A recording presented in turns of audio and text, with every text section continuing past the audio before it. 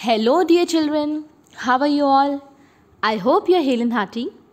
And today, in this video, we are going to discuss a topic जो आप सबको लगता है कि बड़ा मुश्किल है, बाहर से आता है, पढ़ा हुआ नहीं होता, समझ ही नहीं आता क्या करें क्या ना करें, और बहुत सारे बच्चे अटेम्प्ट ही नहीं करते, और अटेम्प्ट करते हैं तो गलत।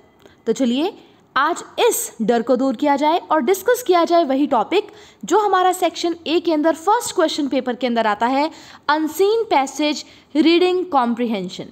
आज इस वीडियो में आपको बताऊंगी कि अनसीन पैसेज में हमें कैसे सॉल्व करना चाहिए, उसको कैसे उसको समझना चाहिए, कितने टाइप्स के क्वेश्चंस आते हैं रेगुलरली पेपर में, और हम कुछ सॉल्व भी करेंगे बोर्ड में आए हुए क्लास 10th के और 12th के अनसीन पैसेजेस, जिससे आपको पता चल जाएगा कि अनसीन पैसेजेस किस तरीके से आते हैं और उनको कैसे अटेम्प्ट करना चाहिए।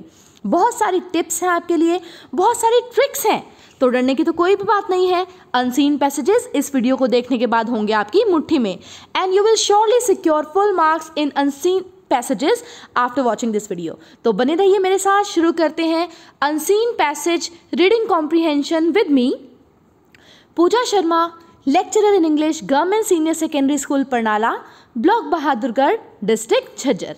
तो चलिए बच्चों शुरू करते हैं। सबसे पहले कॉन्सेप्ट देखते हैं, आखिर होते क्या है अनसीन पैसेजेस। तो आप ध्यान से सुने मेरी बात। श्री राम अयोध्या के राजा थे।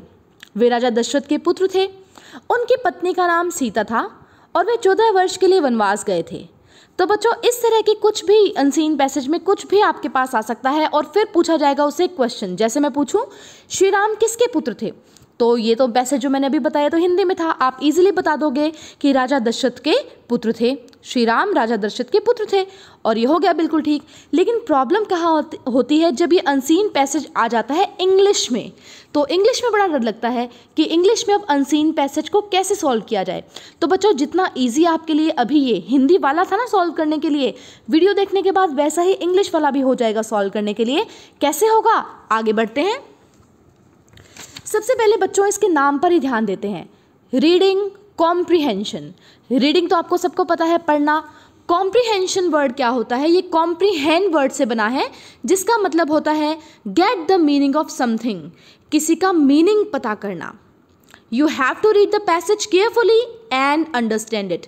तो आपको करना क्या है, जो भी अनसीन मीन्स जो पहले देखा ना गया हो, ये बुक से नहीं आता, बाहर से आता है ना, हमने पहले कभी नहीं पढ़ा होता, ऐसा होता है, तो बिना देखा हुआ होता है ये हम सब के लिए। तो अनसीन पैसेज को हमें पहले रीड करना है केयरफुली, बहुत ही ध्यान से, और उसे समझना है, कॉम्प्रिहेंड करना है, क्योंकि हमारा टॉपिक ही है रीडिंग कॉम्प्रिहेंशन।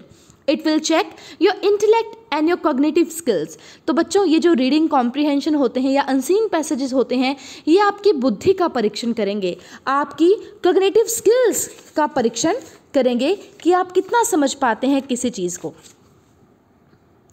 बच्चों different types of questions asked in unseen passages.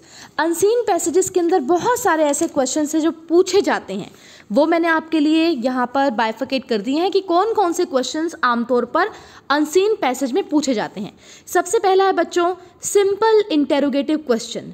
आमतौर पर सिंपल सा कोई भी इंटेरोगेटिव क्वेश्चन जो पूछा जाता है, जैसे हमने शुरू में जब कॉन्सेप्ट पढ़ा था, हमने वो श्री रामचंद्र जी वाला जो हमने पैसेज किया था, उसमें था ना श्री रामचंद्र जी किसके पुत्र थे, तो वे राजा दशरथ के पुत्र थे। तो ये हो गया सिंपल इंटेरोगेटिव क्वेश्चन।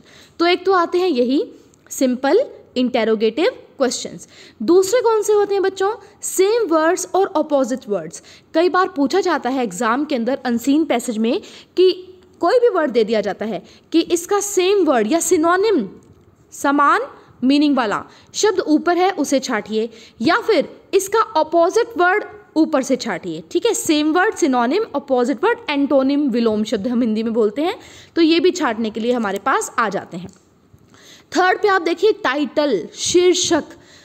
हमारे पास 11th-12th में नोट मेकिंग जब होती है, उसमें शीर्षक टाइटल तो बनाना आता ही है जब भी हम नोट मेकिंग करते हैं। तो टाइटल बनाने के लिए भी एक just give the suitable title to the passage, एक शीर्षक दें, हेडिंग दें इस पैसेज को। अगला है बच्चों टर्म, फ्रेज, मीनिंग। किसी भी फ्रेज क्या होती है, एक या दो वर्ड्स का समूह हो जाता है, उसका मीनिंग बताना है, फ्रेज का मीनिंग बताना है, ये भी पूछा जाता है। और फिर बच्चों कई बार आता है sentence formation from a word. Passage में से ही आपको कोई वर्ड दे दिया जाता है और आपको खुद उसको अपने सेंटेंस में तब्दील करना होता है, उसका सेंटेंस क्रिएट करना होता है। तो इस तरह के क्वेश्चंस अनसीन पैसेज के अंदर पूछे जाते हैं।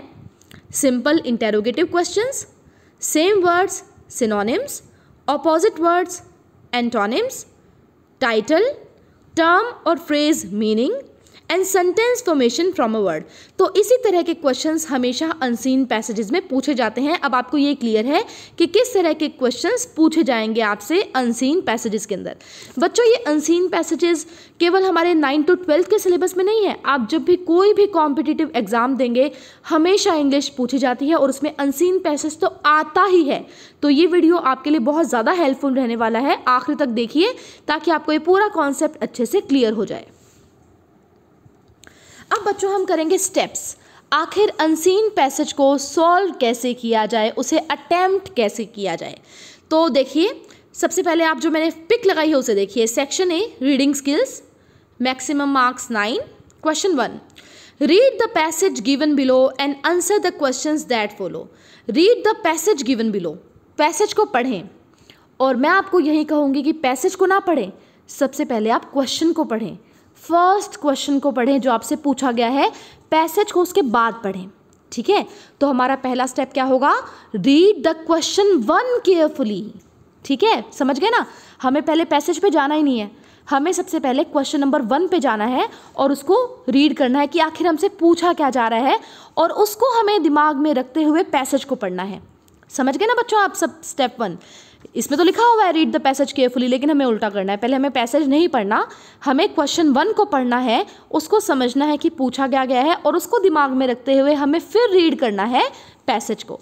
तो हमारा स्टेप 1 क्या रहेगा, रीड द क्वेश्चन 1 केयरफुली। पहले प्रश्न को पढ़ लें, बाद में पढ़ें, उसका उत्तर आपको तब मिल जाएगा जब आप प्रश्न अपने दिमाग में सोच लेंगे।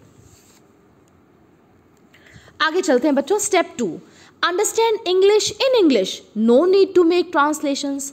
बच्चों, इंग्लिश से हमें क्यों डर लगता है, क्योंकि बहुत सारे वर्ड्स ऐसे हैं जिसका मीनिंग हमें नहीं पता, और बहुत सारे हिंदी के वर्ड्स ऐसे हैं जिनको हम इंग्लिश में ट्रांसलेट नहीं कर सकते। तो आखिर ये ट्रांसलेशन हमें करनी ही क्यों है। अनसीन पैसेज में ट्रांसलेशन, प्रॉपर ट्रांसलेशन की कोई भी नीड नहीं है।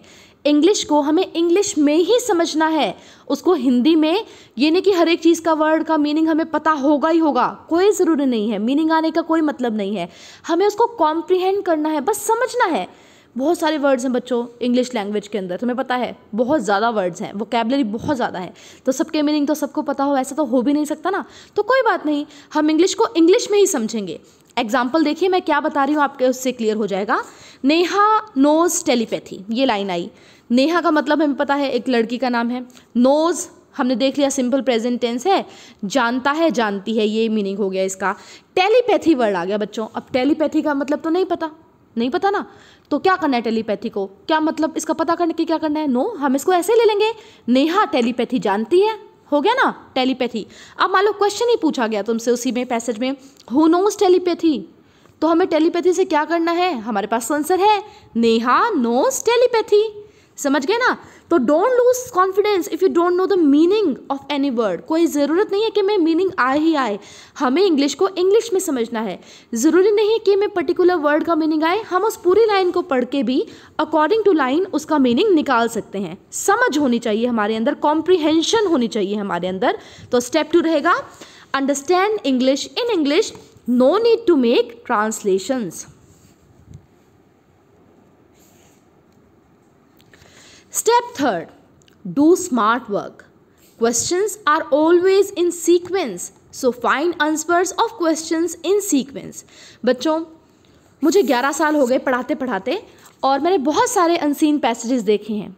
हर सेट के अंदर 4-4 सेट आते हैं आपके पास बोर्ड के अंदर, तो मैंने बहुत सारे अनसीन पैसेजेस आज तक पढ़े हुए हैं, और उनको देखकर मैंने यही निष्कर्ष निकाला है कि जो सारे क्वेश्चंस पूछे जाते हैं ना पैसेज के, वो सीक्वेंस में होते हैं, एक क्रम के अंदर होते हैं। जैसे कि कैसे क्रम, फॉर एग्जाम्पल देखिए, you will get the answer of question 1 in paragraph 1 और 2 and after that question 2 then 3 and so on. यानी कि पहले प्रश्न का उत्तर हमें ऊपर ही मिल जाएगा फर्स्ट या सेकंड पैराग्राफ में, जब हमें वो मिल जाएगा उसके बाद ही हमारे पास क्वेश्चन 2 का आंसर आएगा, उसके बाद ही क्वेश्चन 3 का आंसर आएगा, उसके बाद ही 4 का, उसके बाद ही 5 का। ऐसे ही सीक्वेंस में ही आते हैं बच्चों। कभी भी ये नहीं आता कि क्वेश्चन 1 लास्ट में उसका आंसर है। नो, क्वेश्चन 1 का उत्तर सबसे पहले ही मिलेगा, फिर क्वेश्चन 2 का मिलेगा, फिर 3, 4, 5 एंड सो ऑन। तो हमें उनको सॉल्व भी इसी तरीके से करना है। क्वेश्चन 1 को मान लो हमने सॉल्व कर दिया और मान लो हमें 3 का आंसर मिल गया, तो आप ध्यान रखें 2 बीच में ही मिलेगा, हमें ऊपर नीचे कहीं नहीं जाएगा, वो 1 और 3 के बीच में ही मिलेगा। तो सीक्वेंस में होते हैं क्वेश्चंस और उनके आंसर्स भी मिलेंगे सीक्वेंस में ही। सो स्मार्ट वर्क हमें करना है, स्मार्टली क्वेश्चंस पूछे जाते हैं सीक्वेंस में और सीक्वेंस में ही स्मार्टली हमें उनके आंसर्स ढूंढने हैं। So do smart work, questions are always in a sequence, so find answers of questions in sequence. क्रम में ही मिलेंगे और क्रम में ही हमें उन्हें ढूंढना है।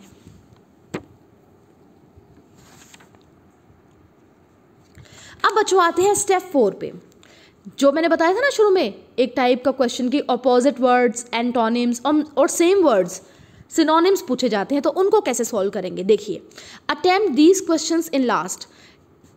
एक्चुअली ना अपने वाले जो एग्जाम में 9 to 12 में लास्ट में ही आते हैं, ये 1 to 3 पे नहीं आते, 4, 5 पे आते हैं। लेकिन आप किसी भी कॉम्पिटिटिव एग्जाम में जाएंगे तो शुरू में आ जाते हैं ऑपोजिट वर्ड और सिनोनिम्स, एंटोनिम्स छांटने के लिए। तो कंफ्यूज मत होना, इनको लास्ट में अटेम्प्ट करना। पहले आपको शुरू के जो सिंपल इंटेरोगेटिव क्वेश्चंस पूछे गए हैं उनको आप सॉल्व कर लें, समझ लें।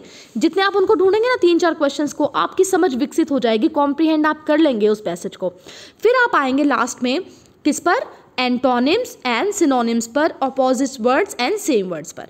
Don't lose heart if you don't know the meaning. अब बच्चों मैंने बताया था इतनी वास्ट वोकैबुलरी है, बच्चों इंग्लिश टीचर्स को भी मीनिंग नहीं पता होते, कई बार हमें भी डिक्शनरी में से देखने पड़ते हैं, ठीक है। तो कोई भी परफेक्ट नहीं होता बच्चों, तो कोई भी अगर मीनिंग हमें नहीं आता है तो ये नहीं कि हमें होए कुछ नहीं आता, इंग्लिश नहीं आती, ये भी नहीं आता, ऐसा नहीं करना है हमें। We no need to lose our heart. अब हम ना दिल पे काबू रखना है कि कोई बात नहीं, बहुत सारी चीज़ें हैं, सबको नहीं आती, नो बडी इज़ परफेक्ट, आप सबको पता है। And if you don't know the meaning, just find out how the word is used in the line.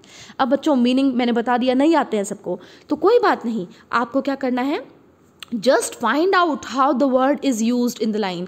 हमें ये पता लगाना है कि इस वर्ड को कैसे इस्तेमाल किया हुआ है सेंटेंस के अंदर, कैसे यूज़ किया हुआ है, ठीक है। उसको किस तरह से राइटर ने यूज़ किया है, इस्तेमाल किया है, उसके ऊपर ध्यान देना है। और एक क्लू भी है मेरे पास आपके लिए यहाँ पर। अधिकतर बच्चों जब एंटोनिम सिनोनिम छांटने आते हैं तो आप ध्यान दीजिएगा, 95% ये क्लू चलता है कि अगर ईडी फॉर्म में आपसे कुछ पूछा गया है, ठीक है, वो ईडी फॉर्म में ही ऊपर मिलेगा, यानी कि V2 मिलेगी, V2 में ही। और ING से मान लो कोई सिंगिंग, हैप्पीली, तो वो हैप्पीली LY में ही मिलेगा ऊपर, और सिंगिंग ING में ही ऊपर मिलेगा, ठीक है। ये क्लू है, 95% ये क्लू चल भी जाते हैं। ये आप लगा लीजिए, मेरी ट्रिक है आपके लिए। अगर आपको नहीं आता है तो आप इस तरह से इसको अटेम्प्ट कर सकते हैं। तो सबसे पहले तो हमें देखना है कि उस वर्ड का यूज़ कैसे हुआ है, इस्तेमाल कैसे हुआ है। बाकी सारी लाइन का मीनिंग हमें अगर पता चल रहा है तो हम तरीका देख सकते हैं कि इसका मीनिंग शायद यही होगा, ठीक है। और क्लू मैंने आपको बता ही दिया, अगर सिंपल प्रेजेंट में है वो वर्ड तो ऊपर सिंपल प्रेजेंट में ही मिलेगा, सिंपल पास्ट में है तो ऊपर ईडी लगा हुआ है तो सिंपल पास्ट में ही मिलेगा, अगर ING फॉर्म में है तो ING फॉर्म में ही ऊपर ढूंढिए आप उसको, और अगर LY है एडवर्ब के रूप में है तो LY के रूप में ही ऊपर मिलेगा। तो ये क्लू है जो कि 95% हमारा ठीक हो जाता है। और बच्चों एक और क्लू है, most difficult word in the line can be the word. बच्चों most difficult word in line, line के अंदर कोई ऐसा वर्ड है जो आपको समझ नहीं आ रहा इसका मीनिंग क्या है, तो हो सकता है वही वो मीनिंग हो जो आपसे पूछा गया है ऑपोजिट में या सिनोनिम में। तो ये भी एक तरह की ट्रिकी है, इसको आप अप्लाई कर सकते हैं। जब आप बिल्कुल वो हो जाए कि इसका नहीं पता चल रहा हमें, तो आप इन क्लूज़ को यूज़ करेंगे कि ईडी वर्ड ईडी में मिलेगा, सिंपल प्रेजेंट यानी कि SCS वाला SCS में मिलेगा, ING फॉर्म वाला ING फॉर्म में मिलेगा, और LY फॉर्म वाला LY में ही मिलेगा। और साथ में कुछ भी समझ में नहीं आ रहा तो most difficult word in the line can be the word, ठीक है। तो ये आपकी सॉल्व हो गई है। Opposite words, antonyms and same words, synonyms को हम कैसे सॉल्व करेंगे, हमें इनको लास्ट में अटेम्प्ट करना है। पहले पूरा पैसेज को अच्छे से रीड करके उसे समझ लेना है, और फिर हमें क्लू भी लगाने हैं ED ING LY। और नहीं पता चल रहा तो हमें ये देखना है कि उस वर्ड का इस्तेमाल कैसे हुआ है, यूज़ कैसे हुआ है। और हो सकता है कि मोस्ट डिफिकल्ट वर्ड जो भी है लाइन के अंदर वही वो वर्ड हो जो पूछा गया हो। अब बच्चों आते हैं स्टेप 5 पर, टाइटल। 11th-12th में बच्चों एक पर्टिकुलर टॉपिक आता है नोट मेकिंग, उसमें भी आपके पॉइंट काम आएगा टाइटल के बारे में। और अनसीन पैसेजेस में भी 9th to 12th, और आप बाहर भी अगर देंगे कॉम्पिटिटिव एग्जाम्स तो उसमें भी टाइटल पूछा जाता है, give a suitable title to the passage. Note making में तो पक्का ही आता है ये। तो उसको कैसे करेंगे? सबसे पहले टाइटल क्या होता है बच्चों? शीर्षक। जैसे हम इतने सारे पाठ पढ़ते हैं, हमारे पास एक शीर्षक होता है पाठ का। पाठ का शीर्षक क्या बेटा एक लाइन होती है पूरी लंबी? नो, नहीं होती ना एक लाइन।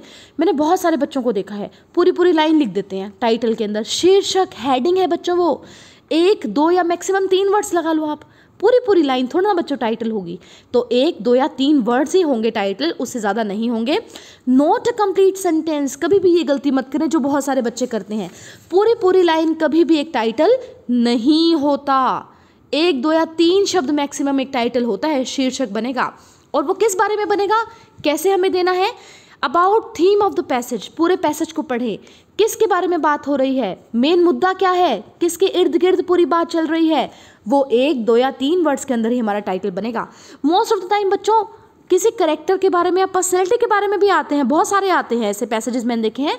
तो जैसे अभी पिछली बार 10th में मैंने आप यहाँ पर सॉल्व भी किया है, गुरु गोविंद सिंह के बारे में आया हुआ था। तो बच्चों अगर किसी पर्सनैलिटी के ऊपर है, किसी व्यक्ति के ऊपर है, करेक्टर के ऊपर है, तो वही उसका नाम भी टाइटल का जो है वो टाइटल बन जाएगा पैसेज का, कोई दिक्कत वाली बात नहीं है।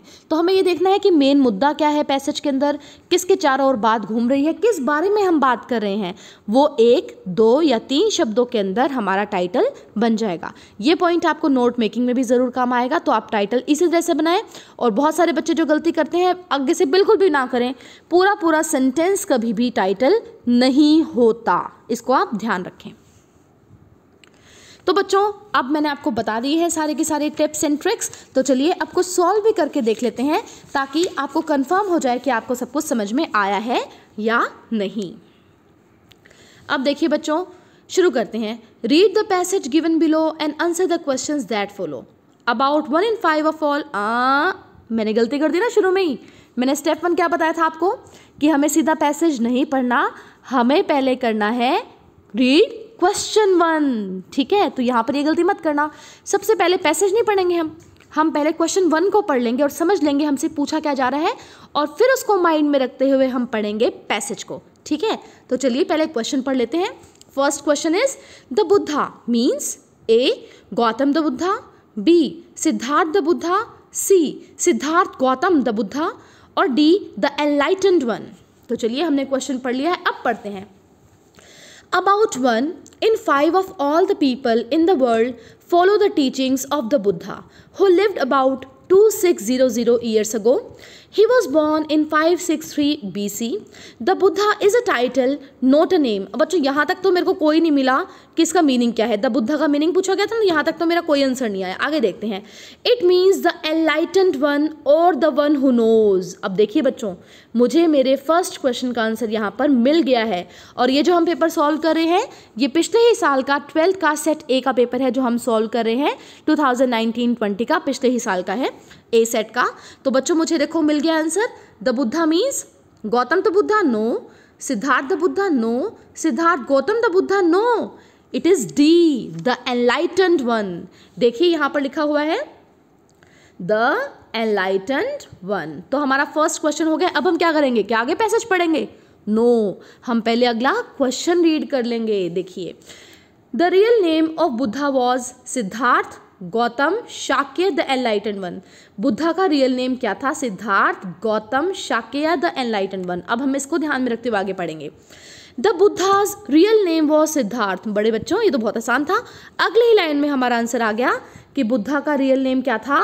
This is Siddharth. तो यहाँ पर कौन सा ऑप्शन ठीक हो जाएगा? ए सिद्धार्थ। ठीक है, अब तक समझ गए ना आप? आसान है कि नहीं बताइए? इजी है ना? ज़रूर मुझे बताना कैसा लगा आपको ये बाद में देखकर। Who was Channa? A. Prince Siddharth's charioteer. B. The chief of Gotham clan. C. A Shakya king in northern India. D. A cook in the king's palace. तो बच्चों एक चन्ना नाम का व्यक्ति है, वो कौन था? आगे देखते हैं हम इसमें है क्या। हमने सिद्धार्थ तक पढ़ लिया था। He was son of a Shakya king in northern India. He and his family were all Hindus and belonged to the Gotham clan. अब बच्चों यहाँ तक तो उस व्यक्ति का कोई भी जिक्र नहीं आया। हम आगे चलते हैं, देखते हैं। About 1 in ये वही है बच्चों, यहाँ से हम पढ़ेंगे Gautam Siddharth. Gautam Siddharth was brought up in luxury, he lived in his father's palace and saw nothing of the outside world until he was a young man. Then one day, accompanied by his charioteer Channa, बच्चों मिल गया ना, तो ये कौन था? His charioteer, उसका रथ चलाने वाला। तो देखो ये उत्तर कहाँ मिल रहा है हमें? ए में ही मिल गया बच्चों, प्रिंस सिद्धार्थ चैरियटर। आगे चलते हैं। Prince Siddharth went round the city, on his way he saw some sights that he had never seen before. लेकिन उससे पहले हम रीड कर लेते हैं अपना fourth question. Prince Siddharth knew nothing of until he was a young man. A. Luxuries and joys of life. B. The life outside his father's palace. C. The life inside his father's palace. Or D. Anything inside and outside the palace. Siddharth Gautam को कुछ भी नहीं पता था जब तक वो जवान थे। किस बारे में नहीं पता था अब हम देखेंगे। Prince Siddharth went round the city. On his way, he saw some sights that he had never seen before. First, he saw a man who was very old and bent with age. Then he saw a man who was suffering from a terrible disease, possibly leprosy. And then he saw a dead man who was being taken to the cremation ground. These sights made Prince very sad. बच्चों यहाँ पर तो इसमें कोई उत्तर नहीं, हम थोड़ा पीछे चलेंगे अब। Gautam Siddharth was brought up in luxury. He lived in his father's palace. And saw nothing, अब देखो बच्चों यहाँ पर, saw nothing of the outside world, nothing of the outside world। अब ये देखते हैं, luxuries and joys of life, no, the life outside his father's palace, यही हमारा आंसर है बच्चों, B, the life outside his father's palace. तो with this देखो कितना आसान रहा हमारे लिए, हमने बहुत इजीली पिछले साल का 12th का सेट ए कंप्लीट कर लिया है गौतम बुद्धा के बारे में। अगर बच्चों इसका टाइटल आ जाता तो क्या लिखते हैं? द बुद्धा लिख सकते थे, है ना, द बुद्धा, क्योंकि किस पूरा का पूरा पैसेज किसके बारे में है? द बुद्धा। चलिए आगे चलते हैं, एक और एग्जाम्पल लेते हैं। ये मैंने क्लास 10th से लिया है, लास्ट ईयर का है सेट ए। तो चलिए इसमें मैंने सही से लगाई है स्लाइड, पहले हमें क्वेश्चन ही पढ़ना है। Who was गुरु गोबिंद सिंह? तो चलिए देखते हैं। Guru Gobind Singh, the last of 10 Sikh gurus, was a great son of India. बच्चों पहली ही लाइन में हमारा पहला आंसर मिल गया है, देखिए। Who was Guru Gobind Singh? Guru Gobind Singh, the last of 10 Sikh gurus, was a great son of India. ये हम लिख देंगे, हमारे को फुल मार्क्स मिल जाएंगे। Second, what are the real contribution of Guru Gobind Singh to India? उन्होंने क्या क्या योगदान दिया वो देखना है। देखना बच्चों, एक और मैं तुम्हें ट्रिक दे रही हूँ यहाँ पर। अब देखो यहाँ पर एक थोड़ा सा बड़ा सा वर्ड क्या यूज़ हुआ है, ये कॉन्ट्रीब्यूशन। तो ना जहाँ पर कॉन्ट्रीब्यूशन वर्ड आएगा ना, कुछ वहीं आसपास हमारा आंसर भी आ जाएगा। देखते हैं ट्रिक काम करती है कि नहीं। He led India to sublime heights of glory. He brought about moral resurgence and created order out of disorderly social condition. He was multifaceted personality. He was a poet, soldier, statesman, leader, and true socialist all in all. He put life into the dying social order by giving it a wholly new outlook. He was a practical socialist who founded a social order based on fraternity, equality, and love. In him were combined the spiritual vision, unmatched organizing capacity, and a gift of politic institution and insight. Such a rare combination of qualities would inspire the most downtrodden people to look forward to an optimistic future. तो बच्चों यहाँ पर तो मैंने पूरा पढ़ लिया, हम दोबारा पढ़ेंगे। What are the rare contribution of Guru Gobind Singh to India? यहाँ पर बच्चों ये ट्रिक काम नहीं की, मेरे पास कॉन्ट्रीब्यूशन वर्ड कहीं भी नहीं आया, लेकिन कोई बात नहीं, मेरा उत्तर मुझे मिल गया, फर्स्ट के बाद ही था। He brought about moral resurgence, इसका मतलब क्या होता है? पुनरुत्थान। And created order out of disorderly social condition. तो बच्चों जो मैंने सीक्वेंस वाली बात बताई थी वो यहाँ पर चल गई। क्वेश्चन 1 का आंसर जहाँ था उसके बाद ही हमें क्वेश्चन 2 का आंसर मिल गया। लेकिन आप मेरे इस पॉइंट को भी ध्यान रखें, ये जो इस तरह के वर्ड यूज़ होते हैं ना, वो भी हमें मिल जाते हैं और उनके अनुसार भी हम इसको सॉल्व कर सकते हैं। अगला देखते हैं बच्चों, why does the author call him a multifaceted personality? क्यों ऑथर ने कहा है उनको बहुमुखी प्रतिभा का धनी? अब देखो ये मिल गया ना, मेरा ट्रिक यहाँ पर काम आपके लिए कर गई। ये रहा मल्टी फैसेटेड पर्सनैलिटी।